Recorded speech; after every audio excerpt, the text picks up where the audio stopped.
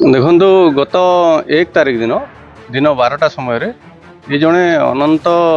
बोलिकी जड़े लोक ड्राइवरटा से भुवनेश्वर सामान नहीं जाऊला आमर जयपुर को आमर ये करेलुआ ओवरब्रिज पाखे 3 जन अजଣା व्यक्ति ताकू अटकेले और ता पाखरु उक्त गाड़ी को ये जंगल साइड को लेकिन गले और ताठारू ताकू मारपीट करिकी नगद 50,000 टंका फोन पे माध्यम नहीं गले एवं से गाड़ी रू 2टी बड़ माने कूलर वाटर कूलर 3टी एक्वागार्ड्स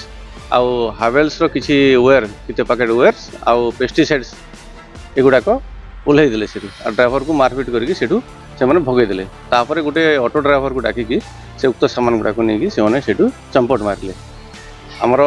सैंतला पुलिस तरफ गोटे टीम फॉर्मेशन करागला एसपी सानकर निर्देश क्रमे आउ विभिन्न जगह चढ़ाऊ करके आम बर्तमान 3 जन एक्यूज किए करते ना माने जानीपारू आ उक्त ऑटो ड्राइवर भी ना जानीपारू से मध्यरू जड़े एक्यूज सेटा हूँ आमर भुवनेश्वर भई जी मैंने इनवल्व थे आ ऑटो ड्राइवर ये हूँ जगन्नाथ दास ताको धरबार सक्षम हो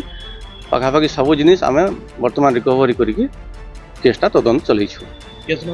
केस नंबरटा हूँ बर्तमान 106/2026 अंडर सेक्शन 309 + 4 BNS रबरी सेक्शन केसटा होती।